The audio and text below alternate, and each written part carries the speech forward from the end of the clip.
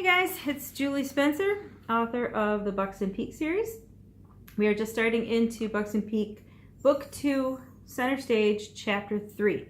If you haven't read or listened to or seen the first two chapters in the book, highly recommend you go back and watch them. This probably won't make much sense without it. So if you enjoy these videos, I would love it if you would give it a thumbs up, like the video, subscribe to my channel, and share it on social media. I would really appreciate it. Okay, let's start into Chapter 3. This is called International Scandal. Kai's expression was a combination of remorse and apology. He stood by the door with his hands in his pockets and his eyes shifting between the foot of the bed and Rhonda's face, never really reaching her eyes. He looked about as nervous as Rhonda felt. "Hi," Rhonda whispered. Megan and Ian followed Rhonda's gaze. "Megan," Ian said, "let's give them a few minutes alone." "You gonna be okay?" Megan nodded to Rhonda. Rhonda smiled and turned her attention back to Kai, who looked up at Ian with desperation in his eyes. Ian wrapped his arms around his friend in a rare show of emotion. "It's gonna be all right, pal." Kai just nodded and looked as if he was on the verge of tears. Megan and Ian stepped out of the room, and Kai slowly walked over to Rhonda. He still hadn't spoken. He finally looked Rhonda in the eye, and his stoic expression crushed into remorse. He threw himself almost on top of her, gripping the sheets and blankets and wrapping his arms around her. "I'm so sorry. How could I have not known you were sick?" Rhonda shrugged and looked away. "I guess I'm good at hiding things. I feel bad now."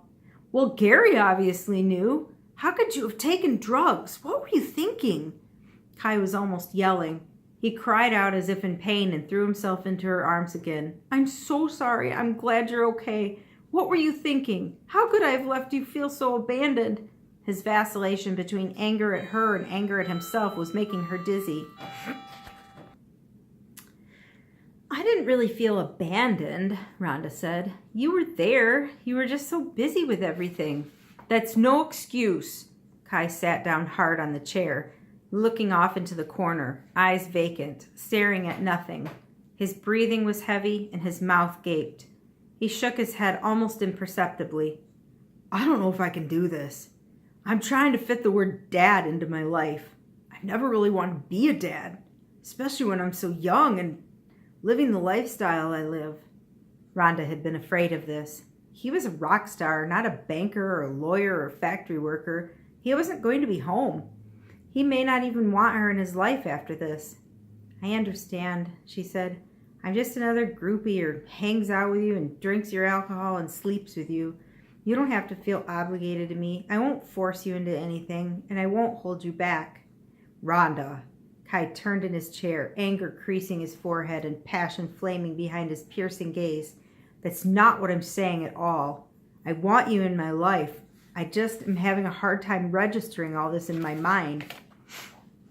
Kai pushed himself off the chair and paced over to the windows. His hands were balled into fists, and Rhonda briefly feared for the safety of the glass panes in his knuckles. Rhonda remained quiet and still, waiting for his breathing to slow down and his arms to relax. He turned around and leaned against the window frame. Resolution filled his eyes and his countenance as if he'd made a decision. His voice was quiet but sure. "You are way more than just someone who is with me." Kai paused and shook his head slightly, almost like he was chastising her. "I've liked you since the first night on the plane when you came in with scared little Megan. You were so confident and strong, and I could just see you were someone who was really, really cool. Then in Derby, I couldn't keep my hands off you. I was so afraid you'd be mad at me for getting pregnant, that you'd feel like I trapped you. I don't want you to feel obligated to me. I am obligated to you, and I want you to be in my life. I want to take care of you and our baby." He shook his head and chuckled, then pushed himself away from the wall and lowered himself into the chair beside her bed.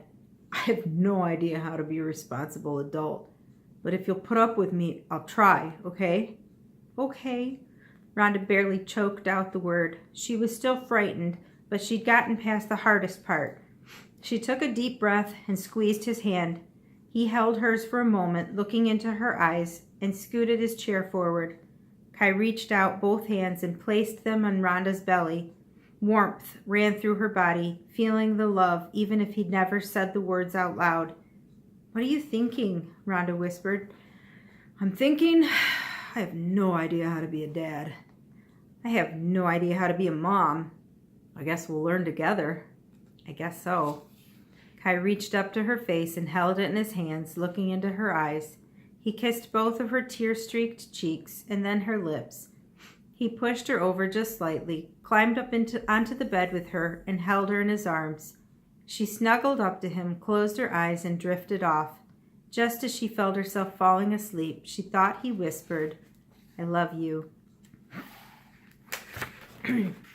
Megan looked up as Kai walked in the room. His eyes were red and his forehead was creased, but he stood by the door, hands in his pockets and shoulders slumped.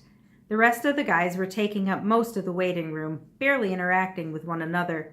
Megan sat holding Ian's hand, but didn't say much. She wasn't sure how Kai was going to react to the situation. "They're going to release her in a little while," Kai said. He cleared his scratchy throat and took a deep breath and continued. "She was dehydrated, but otherwise fine once the drugs wore off." Suddenly, Kai's head snapped around to where Gary slumped in a corner, and he took several steps toward Gary. Ed pushed between them and held Kai back without saying a word. Ed's job as bodyguard was to protect the band members, even if it was from each other. However, he couldn't stop the words from flinging across the room. "What did you give her, you bloody cockroach?" Kai yelled. "I don't know," Gary said. "I thought it was just some pot." "Dude, that's not cool," Andy sneered at Gary. "You don't give drugs to somebody else's chick." "Who are you to talk? You were too stoned that day to play your bass guitar. You're lucky we didn't have a show that night. At least I figured out she was sick." "You should have told Kai," Andy said, "not giving her drugs." "What's the difference?" Gary sneered. "They can just abort the little monster anyway, right?" That did it, and Ed had stepped away too soon, giving Kai the opening he needed to launch himself across the last few feet between himself and his bandmate. Kai threw Gary to the ground, landing a few good punches before both bodyguards, James and Ed, pulled him off. Ian jumped up and helped Ed push Kai into one corner of the room, and Andy helped James restrain Gary. "Let go of me!" Kai struggled to get free himself. Gary looked as if he would have given it right back to Kai if they released him. "What is going on in here?" An orderly and a nurse rushed into the waiting room. "This isn't a boxing ring." The nurse rushed over to assess Gary's injuries as he held a tissue to his bleeding nose and glared across the room at Kai. Ian spoke quiet but stern words to Kai that Megan couldn't hear from her vantage point. She cowered onto the plastic chair where she'd been sitting for the past half an hour and let tears pour down her face. She wasn't sure how much longer she could hold herself together. News travels fast, and before any of them could leave the hospital, dozens of people were trying to get in, mostly girls, but also the paparazzi. Jeremy called for a limo to pick them up, but by the time it had gotten there, the crowd had doubled. There was no way they were going to be able to leave the hospital without an international scandal. The guys from Buxton Peak, who had just played a sold-out show at the Stade de France the night before, were escorting 2 girls from the hospital, one of whom was pregnant. It was all over social media faster than any of them knew how to contain it. The men formed a tight circle around the girls and ushered them into the waiting limo. Cameras flashed from all directions, and Megan cringed away from them. Rhonda may have been used to them already, but having toured with the band for the past 2 months, but this was a first for Megan. She clung to Ian and was thankful for tinted glass on the car. It was all too much for her. She hadn't slept in a day and a half, had traveled across an ocean, and had barely eaten. It was only a couple of blocks to the hotel. Then she had to do the cameras all over again because fans knew where the band was staying and a crowd had gathered there as well. Ian practically carried her from the car to the hotel, with Ed holding up her other side. The entourage entered the lobby, grateful for good security.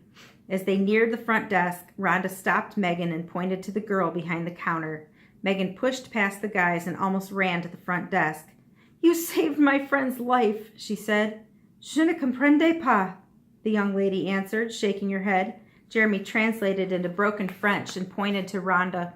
With an understanding smile on her face, the lady reached under the desk and grabbed Rhonda's cell phone. She smiled as she handed it across the counter. Merci, Megan thanked her. Merci beaucoup. That's the end.